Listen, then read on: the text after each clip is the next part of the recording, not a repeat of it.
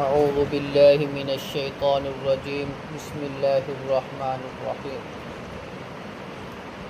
وَيُنَجِّي اللَّهُ الَّذِينَ اتَّقَوْا بِمَفَازَتِهِمْ، اور اللہ نجات دے گا ان لوگوں کو جنہوں نے تقوی اختیار کیا، پرہیزگاری اختیار کی، مفاز ان کی کامیابی کی وجہ سے۔ لا یمسہم السوء، ان کو کوئی تکلیف نہیں پہنچے گی، ولا ہم یحزنون، نہ وہ غمگین ہوں گے۔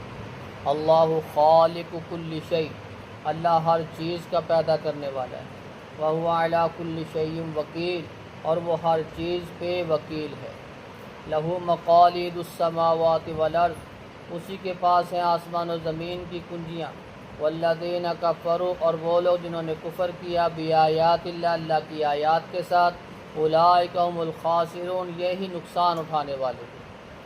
قل فرما دیجیے، فغیر اللہ تأمرونی، کیا تم اللہ کے علاوہ مجھے حکم دیتے ہو، اعبدو کہ میں عبادت کروں، ایھا الجاہلون، اے جاہلو، وَلَقَدْ أُوحِیَ إِلَیْکَ، البتہ تحقیق وحی کی جاتی ہے آپ کی طرف، وَإِلَى الَّذِينَ مِن قَبْلِکَ، اور ان لوگوں کی طرف جو آپ سے پہلے تھے، لَئِنْ أَشْرَکْتَ لَيَحْبَطَنَّ عَمَلُکَ، اگر آپ نے بھی شرک کیا تو آپ کے اعمال بھی برباد کر دیں گے، وَلَا تَكُونَنَّ مِنَ الْخَاسِرِينَ، آپ نقصان اٹھانے والوں میں سے ہو جائیں گے۔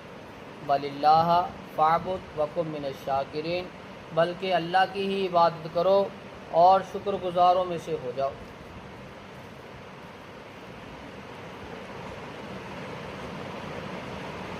انسان دو قسم کا ہے، یا وہ کافر یا وہ مسلمان، یا جنت ہے یا جہنم ہے۔ جو کفر کرے گا اس کے لیے جہنم، جو ایمان والا ہوگا، تقوی پرہیزگاری اختیار کرنے والا ہوگا، اس کے لیے جنت، وہی اس کی کامیابی ہے۔ لا یمسہم السوء ولا هم یحزنون، جو تقوی اختیار کریں گے ان کی یہی کامیابی ہے، اللہ انہیں جہنم سے نجات دے دے گا، بچا لے گا، ان کو کوئی تکلیف نہیں پہنچے گی، وہ غمگین نہیں ہوں گے۔ قیامت کا دن یہ بڑا ہولناک دن ہے، اس دن بھی ان کے چہروں پہ غم کے آثار نہیں ہوں گے۔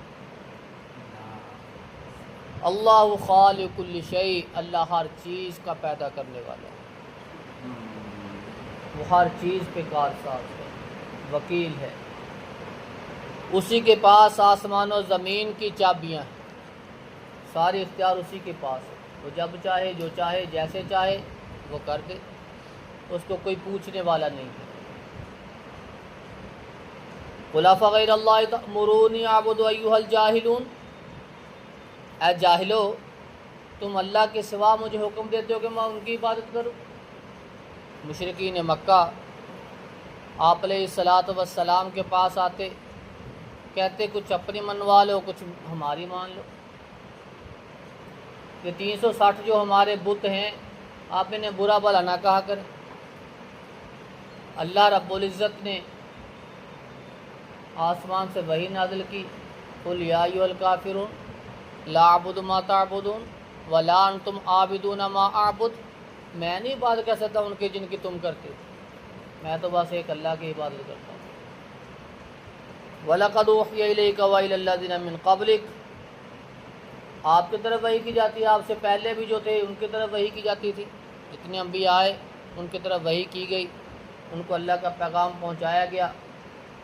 لَئِنْ أَشْرَكْتَ لَيَحْبَطَنَّ عَمَلُكَ، انبیاء کی جماعت ایسی جماعت ہے، ان سے یہ شرک کی جو بیماری ہے یہ ان کا تصور بھی نہیں ہو سکتا، سوچ بھی نہیں ہو سکتا، لیکن اللہ رب العزت نے یہ ایسی گندی اور کبھی بیماری ہے، اللہ رب العزت نے اپنے پیغمبر صلی اللہ علیہ وسلم کو بھی اس معاملے میں خبردار کر دیا۔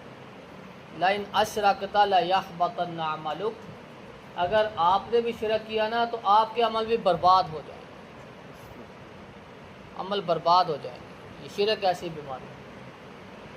اِنَّ الشِّرْكَ لَظُلْمٌ عَظِيمٌ، یہ بہت بڑا ظلم ہے، اس کی اگر توبہ نہ ہوئی تو معافی نہیں ہے۔ وَلَا تَكُونَنَّ مِنَ الْخَاسِرِينَ، جب عمل برباد ہو جائیں گے تو پھر نقصان ہی نقصان ہے، خسارہ ہی خسارہ ہے۔ شرک یہ اعمال کو برباد کر دیتے، بدعت یہ اعمال کو برباد کر دیتی، یہ ایسی بیماریوں۔ اللہ سے دعا ہے کہ اللہ رب العزت ہمیں ان بیماریوں سے محفوظ فرمائے اور صحیح ایمان والے بن کر قرآن و سنت کے مطابق زندگی گزارنے کی توفیق عطا فرمائے۔ سبحان ربک رب العزت۔